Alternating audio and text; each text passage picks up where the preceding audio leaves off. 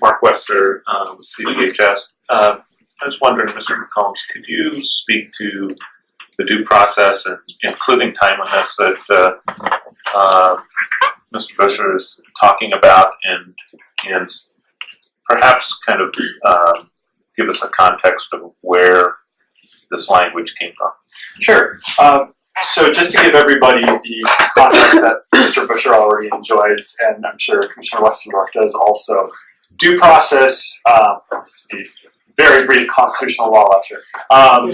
Due process is evaluated along a three-factor test developed by the U.S. Supreme Court in Matthews v. Eldridge. And the three factors are, what's the individual's interest, what's the state's interest, and how do you balance those two together? I think that's a good framework for everybody to be aware of, including stakeholders who want to testify so that they can address these factors as well.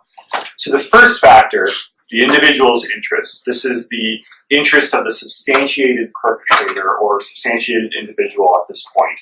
That's a liberty interest. It's not a property interest. So we're not taking money away from them, but we are attaching a label that interferes with their ability to get the job that they want. And that's analyzed as a liberty interest. The interest of the state is, is there an important governmental interest in doing this exercise? And we've heard testimony that that interest is making sure that people who have mistreated at-risk adults don't go through this revolving door into new facilities and perpetrate on more people. And that's been supported as an important government interest, and I think everybody in the room agrees on that.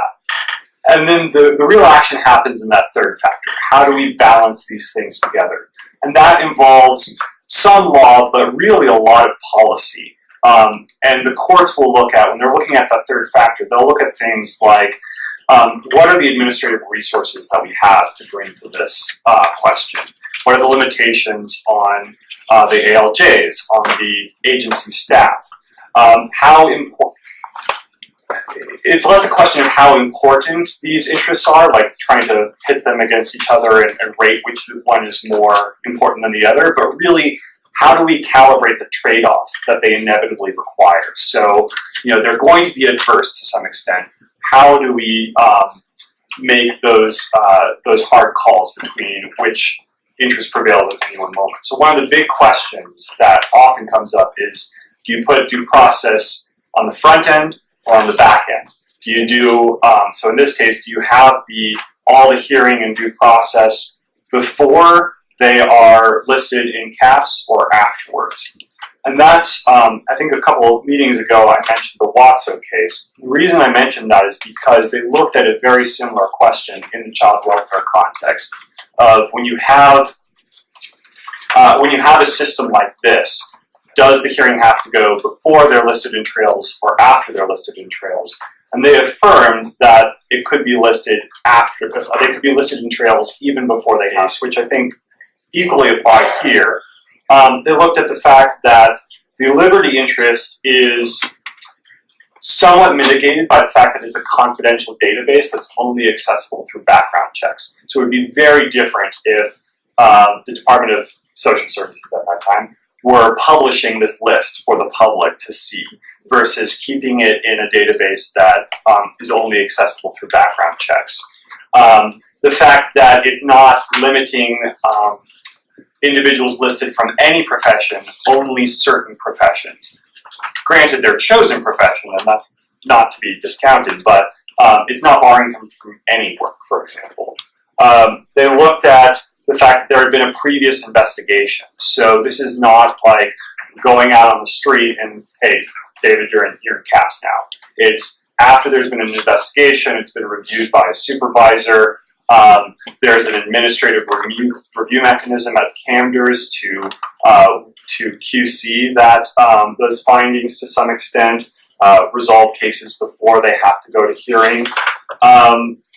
They looked at the need for prompt hiring decisions. So if you're in the position of a future employer, it's basically a policy decision for this board to make, but would you rather have a long-term care facility hire someone who turns out to have committed abuse and that substantiation is affirmed, or would you rather have a long-term care facility fire someone or refuse to hire someone who's later exonerated? Both of those are bad results, the false positive or the false negative. I think I got that right. But which one is worse? And that's a policy decision that this board can make. And then finally, they also look at the extensive procedures that happen when the due process does happen. So the fact that it's in front of an impartial ALJ, that there's, it's governed by the rules of evidence, they can call witnesses, the extent of that process was also a factor that the Watso case looked at. So I think the reason I went into so much detail about Watso is I think this board, even though not all of you are lawyers, certainly has the expertise and the policy vision to look at each of those and see how they come out here. Now, in a question about notice that Mr. Bushra identified, you look at the same, it's not something that the Watso case addressed, but you do a similar analysis of, what's the reality of these processes? What are the interests at stake? How do we balance the administrative constraints that an agency, APS, faces against the risk that a person could be blindsided by a finding? And unfortunately or fortunately, there's no clear, bright line law on that, but the law has given you these sort of tools to analyze that question with. Mr. Bush. Thank you, Mr. Chair. And to be clear, I do not disagree with the fact that the database gives this information during dependency. I think that's appropriate.